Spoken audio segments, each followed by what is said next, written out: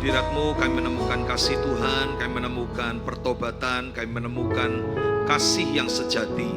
Terima kasih pada hari ini kami boleh beribadah sebagai rasa syukur karena penyertaan Tuhan sepanjang minggu ini. Engkau telah menyertai kami, meluputkan kami dari mara bahaya, kecelakaan, bahkan maut.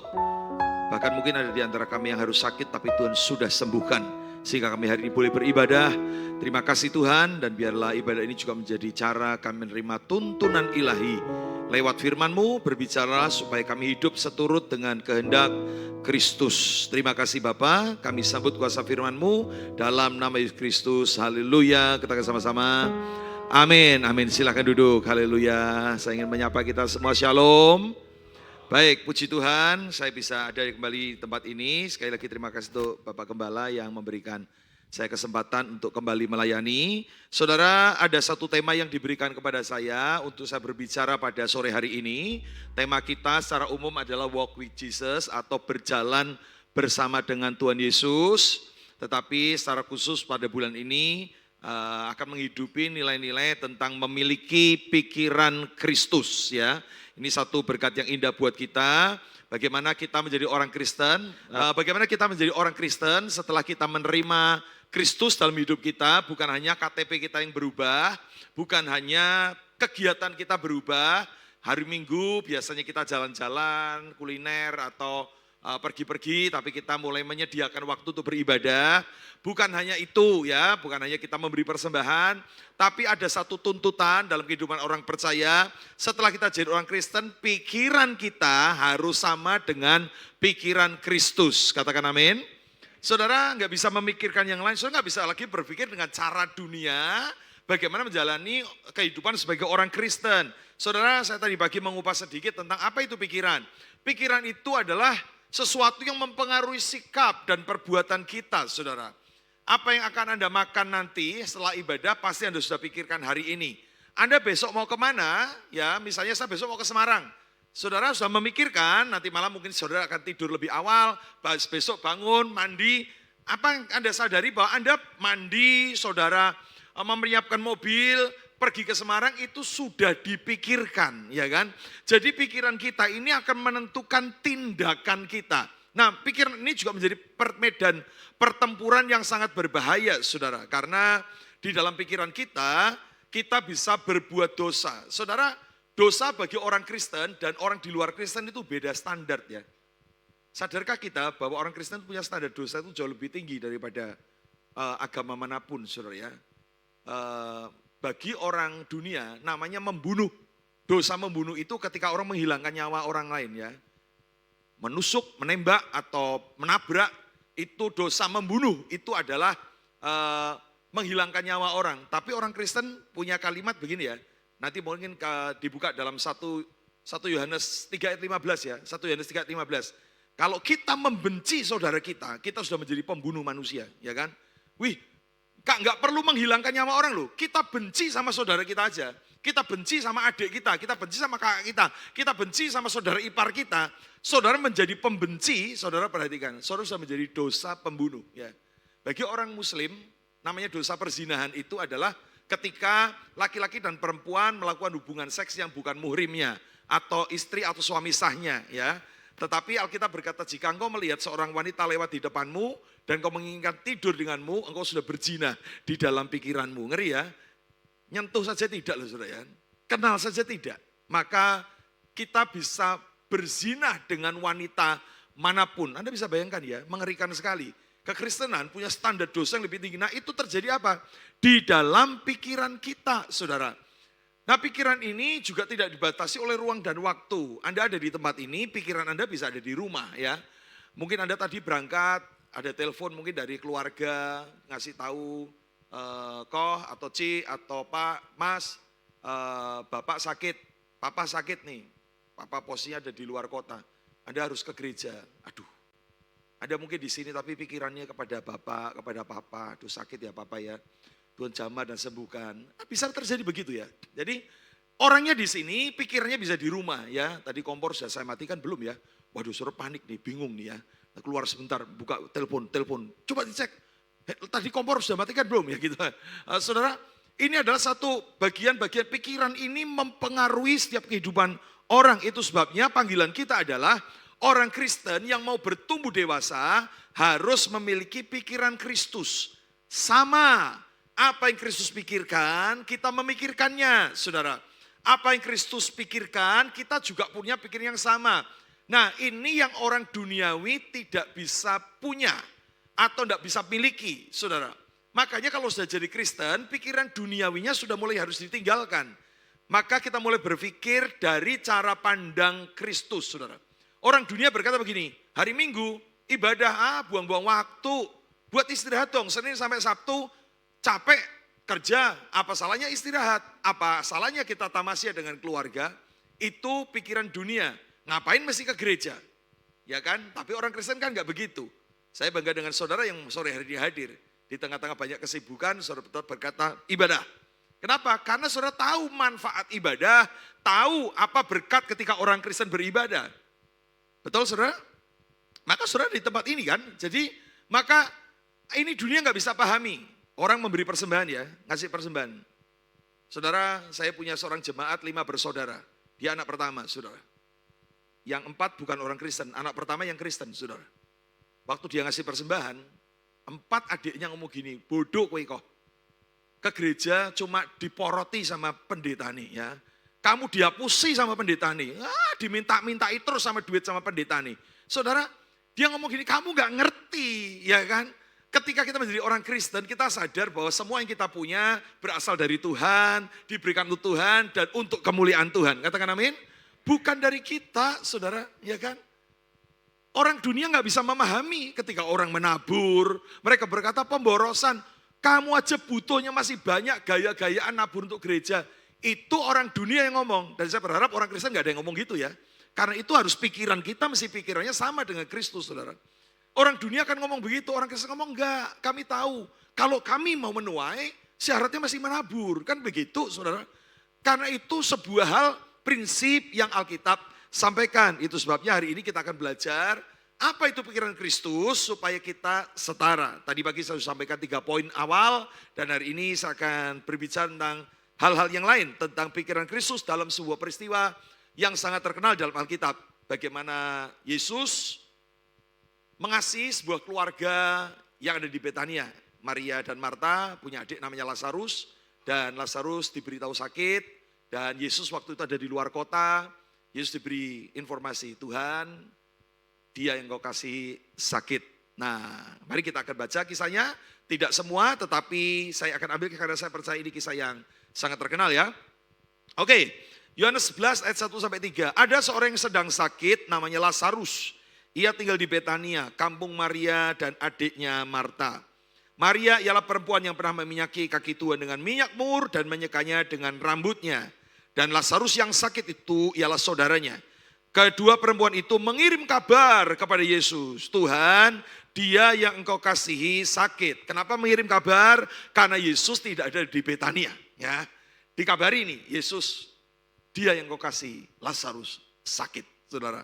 Nah, kisah ini walaupun ada banyak drama yang ada di perjalanan, tetapi kita menemukan akhir ending yaitu mujizat. Akhir kisah ini mujizat. Saya ingin menutupnya saja dengan, karena ini kan sampai 44 ayat ya, kalau kita baca semua nggak cukup waktunya. Oke, saya akan ringkas dalam sebuah hasil akhir yaitu mujizat. Dalam ayat 43-44, dan sesudah berkata demikian, berserulah ia dengan suara keras, Lazarus, marilah keluar.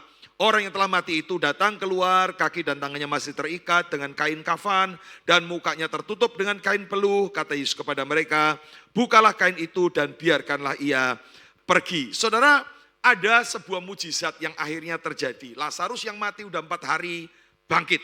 Ya, wah ini luar biasa. Mari kita akan membahas drama-drama dalam perjalanan dari mulai Lazarus sakit sampai Lazarus mati dan kemudian dibangkitkan Yesus. Ada banyak drama yang kita melihat di situ. Kita melihat adanya pikiran Kristus yang berbeda dengan pikiran manusia. Apa itu? Yang pertama, pikiran Kristus itu melihat setiap peristiwa pasti ada rencana Tuhan. Itu pikiran Kristus ya. Saudara kalau jadi orang Kristen, saudara mesti pikirannya sama begini. Setiap peristiwa baik itu baik ataupun buruk, Saudara harus sadar bahwa setiap peristiwa pasti ada rencana Tuhan. Perhatikan di ayat yang keempat sampai ayat yang kelima. Perhatikan ayat ini. Ketika Yesus mendengar kabar itu, Lazarus sakit, maksudnya ia berkata, penyakit itu tidak akan membawa kematian. Ayat yang warna kuning, izinkan yuk kita baca bersama-sama. Saya minta saudara dengan sukacita baca sama-sama. Yuk warna kuning, 2, 3. Tetapi akan menyatakan kemuliaan Allah. Sebab oleh penyakit itu anak Allah akan dimuliakan. Perhatikan ya, ini adalah rencana Tuhan. Lazarus sakit, gak apa-apa. Sakit itu tujuannya nanti supaya nama Tuhan dipermuliakan. Saudara, pikiran Kristus selalu berpikir bahwa setiap peristiwa ada rencana Tuhan. Katakan amin. Saudara, bahkan ketika kita mungkin merasa hidup kita mungkin susah. Aduh Tuhan, aku diizinkan sakit. Saudara gak usah stres ya. Ya memang gak gampang. Anda periksa ke dokter dan cek. Dan kemudian dokter berkata, maaf Bu, hasilnya ada kanker stadium 3 di usus besar. Waduh, itu pasti kayak dunia runtuh rasanya ya. Berat, tapi maukah kita memiliki pikiran Kristus? Kalau dunia berpikir gini, habis kali ini, mati pasti aku. Tidak ada obatnya, susah aku ya. Tetapi orang punya pikiran Kristus gini, oke Tuhan, kalau Engkau izinkan, pasti mujizat terjadi. Kalau enggak, pasti ada maksud dan rencana Tuhan lewat peristiwa ini. Yang ketiga katakan amin. Saudara, ada seorang yang saya kenal baik. Kalau saya misalnya saya undang di sini bersaksi, seorang ibu dia akan bersaksi selalu dengan ungkapan begini awalnya. Puji Tuhan, saya pernah kena kanker, saudara. Wih, setiap orang kena kanker takut, saudara. Dia ngomong puji Tuhan awalnya. Dan kita dengar ceritanya, dia cerita, saya dengan suami itu hidup seperti orang lain. Kami hidup satu rumah tapi kamar kami sudah pisah. Kami gak bercerai karena hanya kami punya satu anak yang mengikat kami. Sehingga kami gak mau melukai hati anak kami tidak bercerai. Tapi saya dengan suami seperti orang lain. Dan saya tahu suami saya main gila ini dan itu. Dan saya tidak ada rasa sakit hati lagi. Sudah terlalu biasa buat saya ya. Wah sudah hidup kami seperti apa itulah. Saya hidup juga ngawur. Si ibu ini juga hidup, meninggalkan hidup yang benar, hidup yang kacau. Sampai suatu kali dia bertobat. Dan dia berkata, Tuhan, aku mau kembali kepadamu. Tuhan, aku mau kembali kepada Tuhan. Dan saudara tahu, begitu dia doa, seminggu 2 minggu kemudian dia sakit dan masuk rumah sakit. Dokter berkata, ibu ada kanker. Nah loh, dia berkata, Tuhan, kenapa? Saya baru bertobat malah kena kanker, saudara ya. Di mana rencana Tuhan? Gini ya, apa belas kasihan Tuhan, saudara? Dan akhirnya dia tanya-tanya bagaimana berobat. Dan dia dapat alamat seorang dokter, dia berangkat ke Penang sendirian, ke Malaysia. Sendirian, suaminya dikasih tahu juga diem, ya kan. Sudah gak peduli, ya kan. Dan dia langsung terbang ke Malaysia, dia ngomong, saya punya pemeriksaan di sini, dicek dan betul. Dokternya ngomong, oke, minggu ini kita operasi. Dan ada keluarga, enggak ada. Siapa yang bertanggung jawab? Enggak, besok tak tadakan sendiri, semuanya. Saudara, dan kemudian dia dioperasi, siap operasi tanggal sekian. Nah anaknya masih SMP kelas 1 perempuan, nelpon. Mama di mana toh? Mama di mana toh? Dia ngomong, Nak, mama mau jujur ya, mama ini lagi di Malaysia nih. Lu kenapa? Mama ini kena kanker, besok mau operasi. Wah saudara, anak itu langsung nangis sepanjang malam saudara. Dia ngomong, Pak antar aku, temui mama, antar aku. Ini orang keluarga, punya duit ya, orang kaya ya. Dia ngomong, Pak antar aku Pak, aku mau antar. Anaknya nangis terus saudara. Sehingga papanya kasihan dengan anak perempuannya, anak satu-satunya. Perempuan SMP kelas 1, dia mau oke, antar besok. Dan diantar ke Malaysia, mereka berdua ke rumah sakit yang dituju. Dan ketemu mamanya, Anda tahu si anak ini peluk mamanya nangis sepanjang hari. Tidak bisa berhenti, suruh makan gak mau, nangis terus dari mulai ketemu mamanya pagi sampai malam. Dia berhenti nangis ketika tidur, sampai tertidur. Melek nangis lagi, mama jangan mati, mama jangan mati, mama jangan mati. Nangis terus gitu saudara ya. 3 hari. Anak itu nangis, tidak berhenti saudara. Dan satu kali anak ini nangis, tertidur. Mamanya tidur di dipan, di rumah sakit. Dan suaminya melihat, menungguin, kan nggak bisa kemana-mana, dia harus nungguin anaknya juga. Dan dia lihat anaknya tertidur, kasihan hatinya. Melihat anaknya mengasihi mamanya, dan dia lihat istrinya kurus, akan jalani operasi besar. Tiba-tiba Tuhan ngomong begini dalam hatinya, kamu ini ya jadi pria kurang ajar. Dulu kamu kejar wanita ini mati-matian. Ya kamu jatuh cinta, kamu apeli, kamu kasih barang-barang, kamu nikahi dia. Sekarang kamu hidup kayak gitu ya. Tuhan Roh Kudus tegur dia saudara. Maka dia lihat wajah istrinya, wanita yang dulu pernah dicintainya. Sekarang terbaring lemah. Wanita yang dulu pernah dinikahinya, sekarang seperti orang lain. Dan ketika dipandang wajahnya tiba-tiba muncul rasa iba, kasihan. Dan dari rasa kasihan itu kembali ngomong, ya ampun aku ini jahat ya. Aku ini dulu mencintai dia, sekarang aku menyakiti hatinya sampai kena kanker kayak gitu. Dan akhirnya dia berlutut di ranjang bersama dengan anaknya, dia ngomong, Tuhan tolong sembuhkan.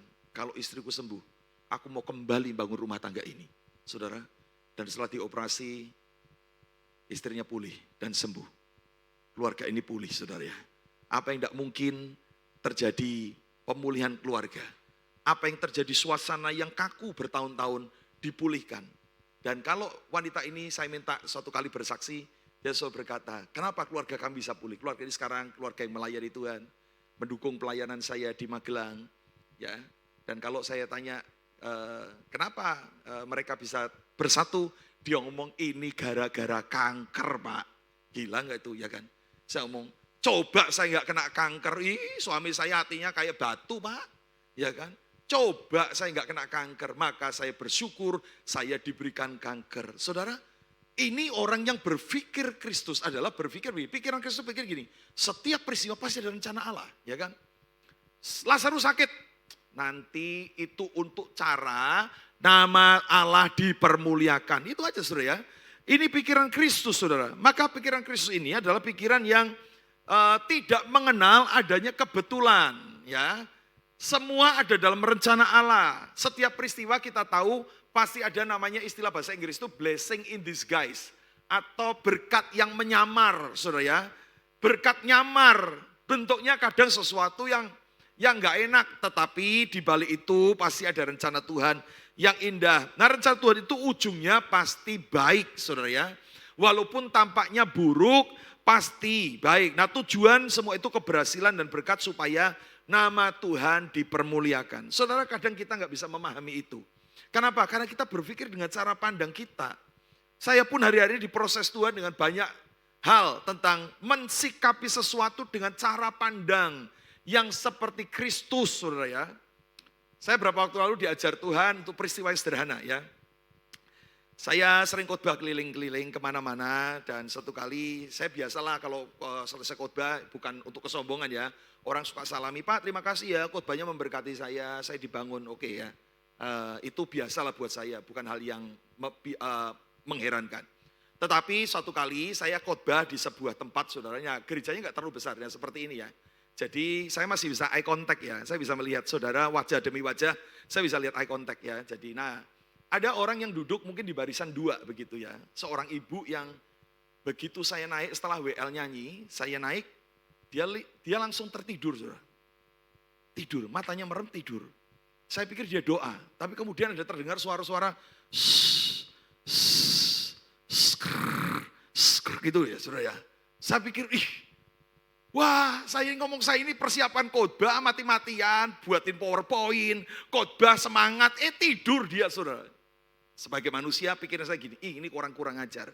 Ya, ini orang gak menghargai. Saya langsung berpikir buruk saudara. Ini orang gak menghargai banget nih ya. Orang ke gereja tidur saudara ya. Apalagi di saat saya khotbah saudara. Saya pikir aduh ini orang gak benar nih. Nah saudara setelah selesai khotbah dalam hati saya ngomong ini seorang ini aduh.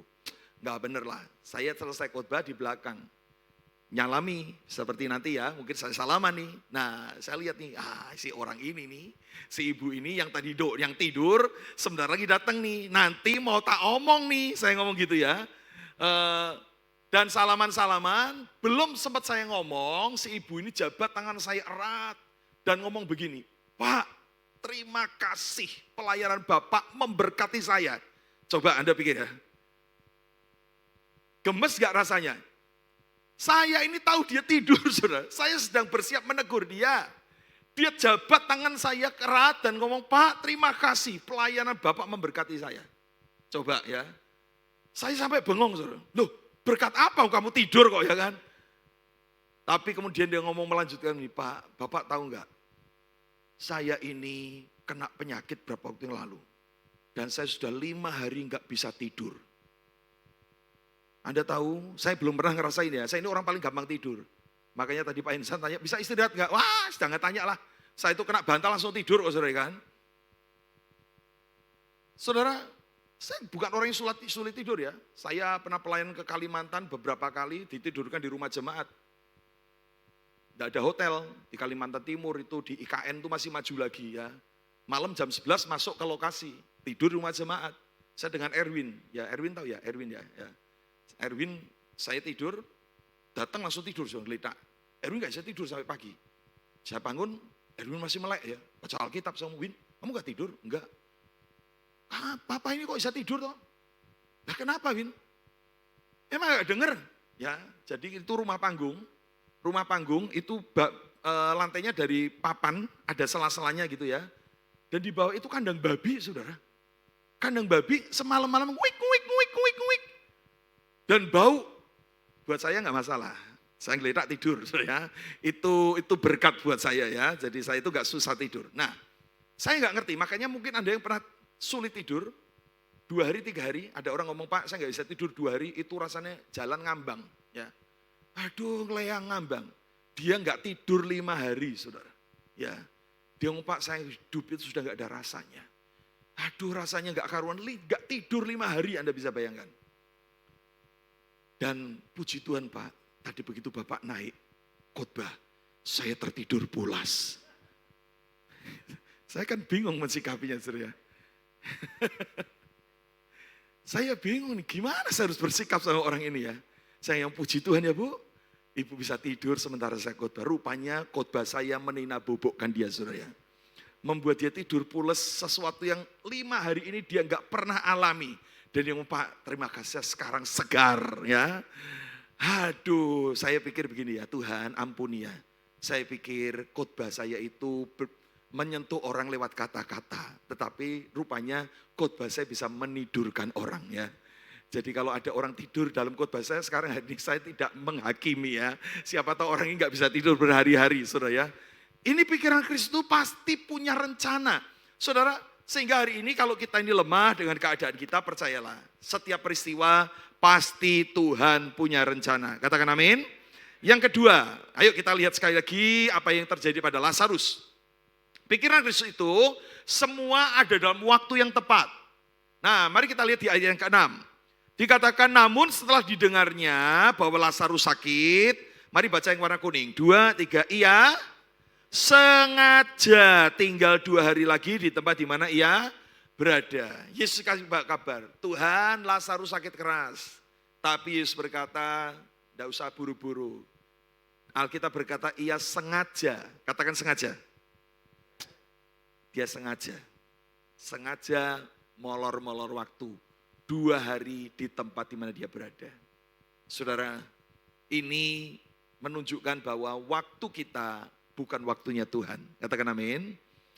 Tuhan tahu waktu yang tepat. Ya. Kita tahu bahwa kadang kita berkata kritis ini Tuhan. Tuhan berkata enggak. Aku masih punya waktu untuk bisa melakukannya. Ya kan.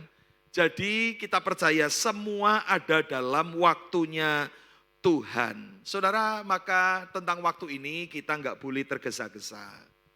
Kita percaya semua ada dalam kendalinya Tuhan. Katakan amin.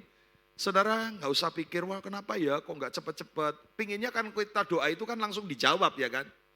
Pinginnya kalau kita doa langsung dikabulkan sama Tuhan. Padahal kan tidak selalu begitu saudara. Selalu ada waktu yang terbaik yang Tuhan berikan buat kita. Katakan amin. Jadi kalau langsung doa dijawab, belum tentu semuanya baik, saudara ya. Bisa jadi kacau.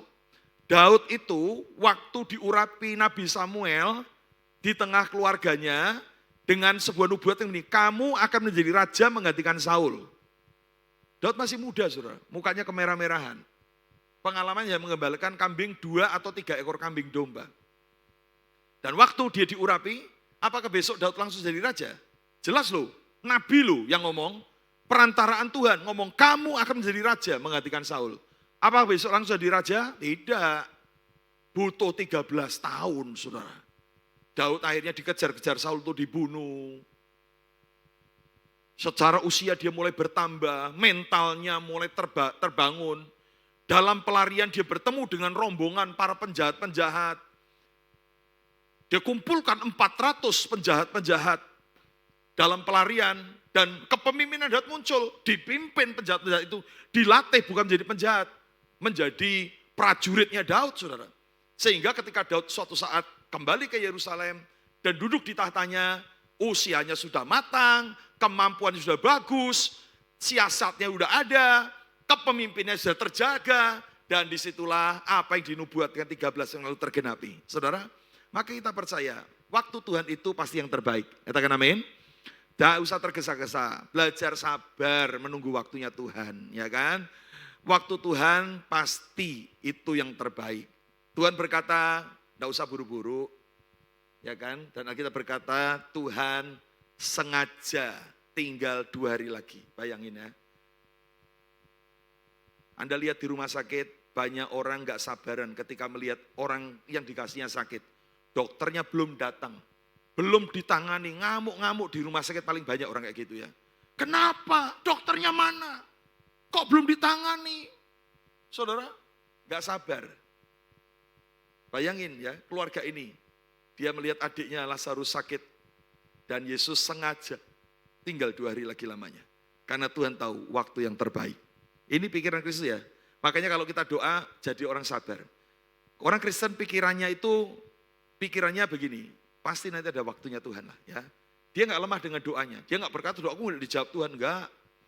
Dia nggak berkata doaku sia-sia, enggak ada yang sia-sia. Karena semua dicatat oleh Tuhan. Amin. Dan kau suatu saat akan melihat bagaimana jawaban itu muncul dalam kehidupan kita. Oke, yang ketiga, ini menarik sekali saudara ya, menarik sekali. Di poin yang ketiga, pikiran Kristus ini begini, selalu berpikir begini, makanya saudara harus berpikir sebagai Kristus ya. Keadaan dan orang itu bisa berubah. Mari kita lihat di dalam ayat yang ke-7 sampai 9. Yuk kita lihat, mungkin kita jarang memperhatikan ayat ini ya. Tetapi sudah itu ya berkata kepada murid-muridnya. Setelah 2 hari dia berkata, mari kita kembali ke Yudea. Murid-muridnya itu berkata kepadanya, Rabi, baru-baru ini orang-orang Yahudi mencoba melempari engkau dengan batu. Masih maukah engkau kembali ke sana? Jawab Yesus, baca sama-sama, 2, 3. Bukankah ada 12 jam dalam 1 hari, saudara?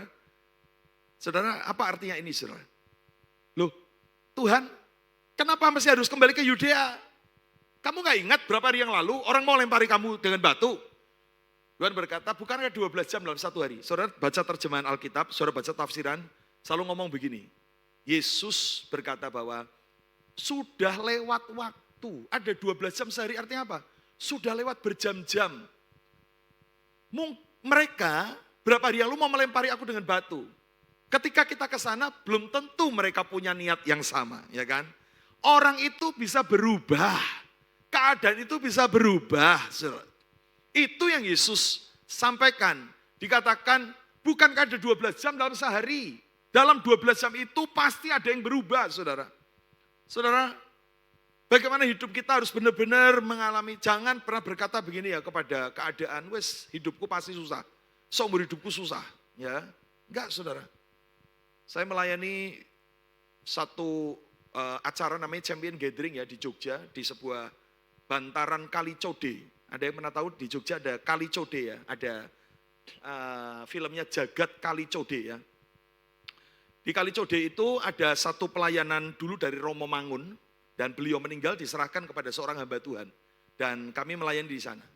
Saudara tahu penghuni Kali Code itu 100% pemulung ya, pemulung sampah saudara. Jadi 100% pemulung. Nah, jemaat di gereja itu ada kurang lebih sekitar 80 sampai 100-an orang, Saudara ya. Dan kami bikin champion gathering di sana. Saya melayani dan ada seorang anak muda yang satu kali ketika saya melayani di sesi terakhir, dia datang, ya, sesi terakhir tentang mematahkan kutuk semua kutuk keturunan, dosa nenek moyang, dan saya menantang mereka untuk menerima perubahan hidup. Dan orang-orang berkata begini, gak mungkin kami berubah. Sejarahnya dari awal, di tempat ini semua dari Mbah Kakung, ya, Mbah Buyut, Mbah, Bapak Ibu, Paman Bibi, Om, Tante, semua itu pemulung. Dan kami ini keluarga pemulung. Tapi ada seorang anak muda yang berkata begini, enggak, saya percaya firman Tuhan, semua bisa berubah. Itulah pikiran Kristus. Katakan amin. Keadaan bisa berubah. Dan beberapa waktu lalu saya ketemu dia di Jogja, saya diteriaki, Pak Tony. Saya mau siapa ya kamu ya? Bapak gak kenal saya ya? Gak kenal saya. Siapa ya? Bapak pasti ingat kalau saya sebutkan. Bapak pernah melayani di Kalicode. Oh iya, CG, ya betul. Bapak gak ingat saya. Loh yang ikut 100 orang lebih, saya bingung, gak tahu siapa. Tapi Bapak paling pasti gak lupa. Ketika waktu altar call, ada orang, anak muda yang maju dan peluk kaki Bapak. Dan itu satu-satunya ya. Saya ingat kamu yang peluk kaki saya. Dia maju peluk kaki saya. Doakan saya Pak, doakan saya. Dan saya lihat sekarang penampilannya, aduh kerennya minta ampun saudara. Rambutnya keren, bajunya keren, sepatunya keren. Dia gendong anak, cantik saudara. Dia naik mobil keren saudara. Saya tanya, wih kamu toh, kok kamu keren ini sekarang? Kamu masih jadi pemulung? Dia ngomong, oh enggak Pak, saya udah enggak jadi pemulung, sekarang saya bosnya pemulung. Lalu pemulung dengan bosnya pemulung beda enggak? Beda enggak? Beda. Dia pengepul seluruh pemulung di Jogja, dipul sama dia. Sampah-sampah kertas, sampah plastik, sampah-sampah besi dikumpulkan. Dia punya 18 truk yang ngirim sampah-sampah itu ke Surabaya tiap hari saudara. Dia punya puluhan L300 pickup untuk ngangkut sampah sekota Jogja. Hasil pemulung, saudara. Rumahnya sekarang saya nggak di Kalicode lagi Pak. Saya tinggal di perumahan mewah di Jogja, saudara. Halo. Semua bisa berubah. Amin. Jangan pikir, wah aku ini memang kakek nenekku miskin, bapakku, ibuku miskin, sekarang aku miskin, ya wajar toh Pak. Ya kan, itu namanya menerima keturunan. Miskin, ya miskin toh Pak, ya kan. Saudara percaya, semua bisa berubah. Katakan amin. Orang juga bisa berubah, saudara. Orang yang dulu bisa membenci kita ya. Orang yang dulu membenci kita, maka ini dia yang kita mesti pahami. Keadaan bisa berubah dan orang juga bisa berubah, saudara ya. Mungkin orang dulu membenci kita, tapi sekarang waktu berjalan, kan ada 12 jam sehari. Dalam 12 jam sehari itu ada sesuatu yang pasti mengubah orang. Katakan amin. Tapi mertuaku enggak berubah-berubah Pak, jahatnya minta ampun oh, ya kan. Siapa tahu tahun ini berubah. Siapa tahu menantumu yang jahat itu tahun ini berubah, ya kan. Enggak mungkin Pak, lo mungkin ya kan, bisa jadi kejedok tembok ya kan, dan kemudian dia berubah gitu ya. Semua bisa berubah, mau di sinetron aja modelnya kayak gitu ya kan. Tiba-tiba kejedok tembok, tiba-tiba berubah ya kan. Saudara, itulah pikiran Kristus. Bukankah ada 12 jam dalam sehari? Semua bisa berubah, orang bisa berubah. Katakan amin. Ya. Saya di Magelang punya pengalaman, ada sebuah keluarga yang sempat benturan dengan saya. Sehingga menghasilkan dia benci sama saya benci dengan dia, saudara. Saudara yang ngeri ya. Saya pendeta pernah terikat kepahitan, saudara ya. Bencinya minta ampun saya dengan mereka. Saya difitnah macam-macam, saudara. Demikian pula dia benci sekali sama saya, saudara. Wah, saling. Akhirnya saya bertobat, sungguh-sungguh bertobat. Saya mengampuni. Ketemu, saya mau salaman, saudara. Halo, salaman. Dia mau ditampel tangan saya. Ngapain? Gak usah gaya-gayaan gitu. Percuma dia ngomong gitu, saudara. Rasanya gimana ya? Tapi saya ngomong Tuhan bukan untuk saya, untuk engkau. Saya taat kepada Tuhan, saya harus mengampuni orang, ya kan? Kemarin beberapa waktu lalu kami ketemu di Magelang, kami makan, pulang ke gereja. Dia satu keluarga penuh, saudara ya. Yang dulu benci sama saya salami. Sekarang baiknya minta ampun ya. Ramah, dia peluk-peluk saya. Ya, waduh, sekarang lemu ya, gemuk ya, sekarang makmur ya. Waduh, pada ketawa-ketawa. Dengar baik-baik, orang itu bisa berubah. Katakan amin. Jangan suka menghakimi. Wes citake ngono ora mungkin berubah. Saudara, itu pikiran dunia. Itu pikiran dunia. Tapi pikiran Kristus gini, enggak apa-apa, orang bisa berubah. Tuhan, kan kemarin orang mau lempari kamu dengan batu di Yudea. Sekarang kamu mau ke sana, enggak apa-apa. Kan itu kemarin. Hari ini bisa saja mereka enggak lempari, ya kan? Hari ini mungkin mereka berubah, ya kan? Nah, Yesus mengajarkan kepada kita bahwa keadaan dan orang bisa berubah. Yang terakhir, pikiran Kristus, perhatikan ya, berbeda dengan pikiran dunia. Karena bagi Kristus, kematian adalah tidur. Ya, satu saat akan ada kebangkitan. Di ayat yang ke-11 sampai 15. Demikian perkataannya. Dan sesudah itu ia berkata kepada mereka, Lazarus, saudara kita telah tertidur. Padahal udah mati ya. Dia tidur kok. Ya. Tetapi aku pergi ke sana untuk membangunkan dia dari tidurnya. Maka kata murid-murid itu kepadanya, Tuhan, jikalau ia tidur, ia akan sembuh. Tetapi maksud Yesus ialah tertidur dalam arti mati. Sedangkan sangka mereka, Yesus berkata tentang tertidur dalam arti biasa. Perhatikan ya, dunia berkata mati itu habis perkara. Dunia berkata mati itu ya mati. Nah, selesai, ya kan? Saudara sakit, selama Anda punya uang Anda bisa mempertahankan. Ya. Suatu kali pelayanan ke Kediri, Anda tahu di Kediri ada satu orang kaya di Indonesia, namanya Pak Surya, pemilik gudang garam. Waktu saya ke sana pelayanan di Kediri, beliau dipanggil Tuhan. Dan kami hampir nggak dapat hotel karena seluruh Kediri penuh, saudara ya. Bahkan presiden pun hadir untuk melayat. Saudara, begitu besar orang ini ya. Dan saya dengar karena salah satu komisaris menjadi orang yang membawa saya untuk pelayanan di Kediri. Dia berkata begini, saya tanya, Pak sakit ya Pak Surya? Iya, sempat sakit Pak, mungkin sebulan lebih sakit. Dirawat di Singapura, dirawat di berbagai tempat. Saya tanya, wah pastinya orang begini fasilitas terbaik. Kalau boleh dokter ngomong begini, mau enggak umur panjang, sehari bayar 1 miliar. Oh mereka pasti bayar, ya kan. Mau bayar berapa? 200 M, tak bayar untuk 200 hari. Selama orang itu masih hidup, orang akan berusaha, betul ya. Tetapi kalau orang udah mati, habis perkara, ya sudah, mau apa lagi, ya kan. Selesai. Tapi bagi Yesus, ini pikirannya begini, mati itu tidur. Bukan soal bangkit hidup lagi, tetapi dibangkitkan dalam kemuliaan. Katakan amin. Jadi ketika orang mati, saudara percaya begini, dia sedang pindah ke sebuah tempat yang lebih baik, namanya surga. Rumah Bapa, Yohanes 14. Amin. Saudara, ini yang menjadi sesuatu yang harus kita renungkan. Hari ini banyak orang Kristen sekalipun takut mati, saudara. Padahal kematian bagi orang Kristen berbeda. Dunia kalau menulis iklan kematian kan selalu judulnya kan sudah serem itu ya. Berita duka cita. Waduh, baru baca aja udah berduka cita, saudara ya. Tapi orang Kristen kalau nulis apa? Pulang ke rumah Bapa. Lu udah beda kan? Judulnya aja udah beda ya kan? Apalagi yang mau keren pakai bahasa Inggris. RIP, Rest in Peace. Istirahat dalam damai. Wih, ya kan? Saudara, itulah gambaran. Kematian bagi orang Kristen pulang ke rumah Bapa.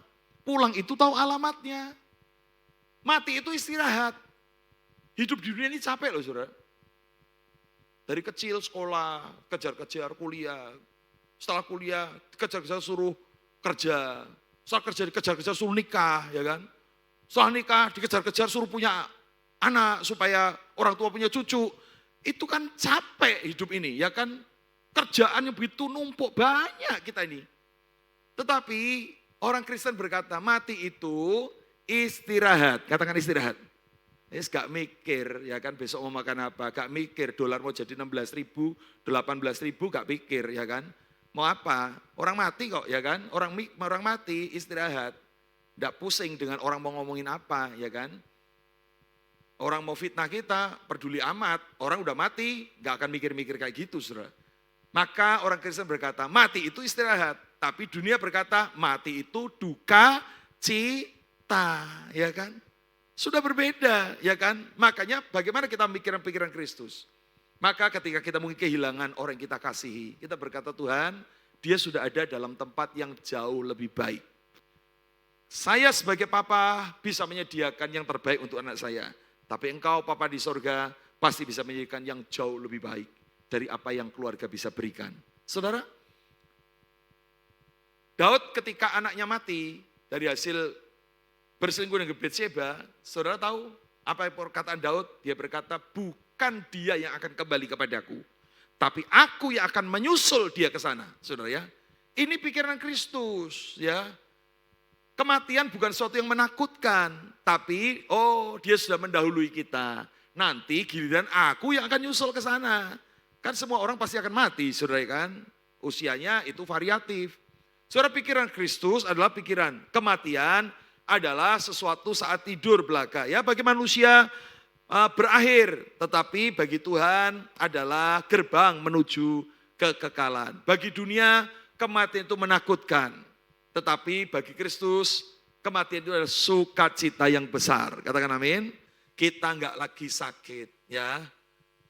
Saya ingat betul melayani, mendoakan Ibu Gembala GBS Kepunton. Ada yang tahu GBS Kepunton Solo?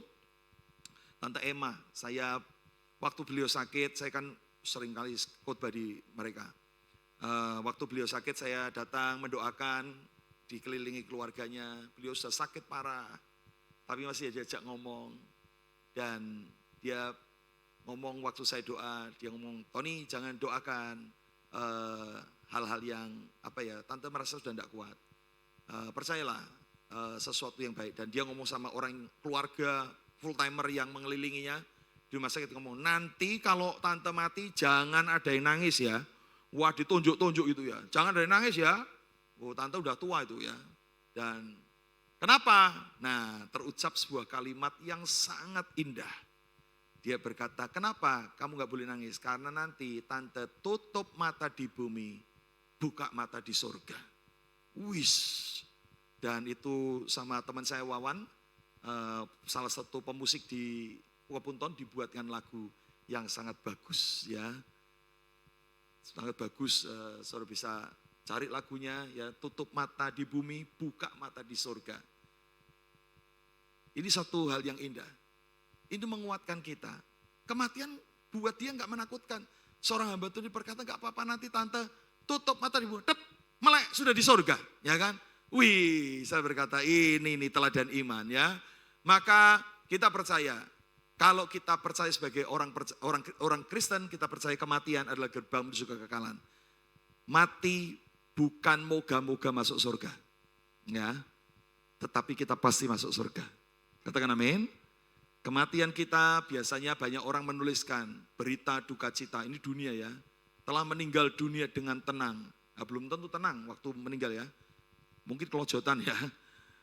Dan kemudian disebutkan namanya, umurnya, dan yang paling sering ditulis oleh orang dunia, semoga arwahnya diterima di sisi Tuhan. Halo, Anda mau ditulis begitu?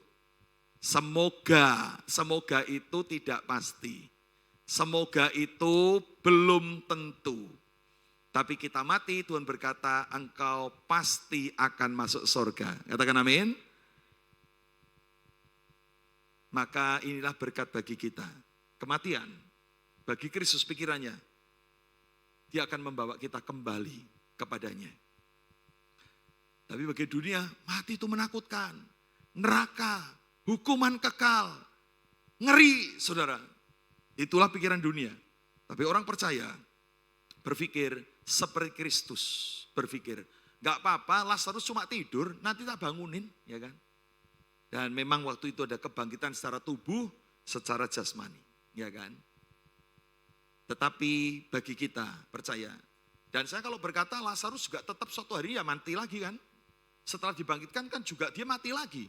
Tapi bukan itu. Kebangkitan yang Tuhan janjikan adalah kebangkitan kekal dalam hidup kita. Hidup bersama dengan Tuhan di surga, masuk dalam Yohanes pasal 14, rumah Bapa yang kekal. Katakan amin. Jangan takut dan gelisah hatimu, di rumah Bapa banyak tempat tinggal. Karena aku pergi ke sana untuk menyediakan tempat bagimu. Supaya di mana aku berada, kamu berada. Di mana aku tinggal, kamu tahu jalan ke situ. Itu kata firman Tuhan. Wah, ini keren banget ya kan. Gak ada keraguan-raguan, gak ada kebimbangan sama sekali. Semua pasti masuk surga. Katakan amin. Jangan ragu-ragu. Kematian bagi dunia menakutkan. Tapi pikiran Kristus, mati itu sementara, nanti bangkit. Ya kan. Maka inilah kehidupan kita. Berjalan bersama dengan Tuhan, harus berpikir seperti Kristus. Bukan seperti orang-orang di dunia yang berkata hal-hal yang negatif. Amin untuk firman Tuhan. Mari kita datang kepada Dia dengan sukacita. Oleh anugerah Tuhan, Tuhan memberkati kita. Terima kasih untuk firman Tuhan. Berkati termeterai dalam hati kami. Biarlah Engkau sendiri akan memberikan kepada kami pikiran-pikiran Kristus. Bukan pikiran dunia. Kami tinggalkan pikiran-pikiran yang menyesatkan kami, melemahkan kami, dan biarlah kami bertumbuh dalam pikiran yang benar di hadapan Tuhan. Diberkati, kiranya kami semua bertumbuh dalam pikiran Kristus, selalu berjalan bersama dengan Tuhan Yesus. Tumbuhkan jemaat ini menjadi jemaat yang antusias, jemaat yang bertumbuh, jemaat yang memiliki pikiran Kristus. Dan kami juga mendoakan untuk Bapak Gembala dan keluarga, kiranya kesehatan, kekuatan, umur panjang senantiasa Tuhan berikan. Pengurapan hikmat untuk mengembalakan jemaat di tempat ini semakin dipakai Tuhan dengan dahsyat. Terima kasih Bapak. Di dalam nama Yesus Kristus kami berdoa dan kami bersyukur untuk firman Tuhan. Haleluya. Katakan sama-sama. Amin. Amin. Silakan duduk.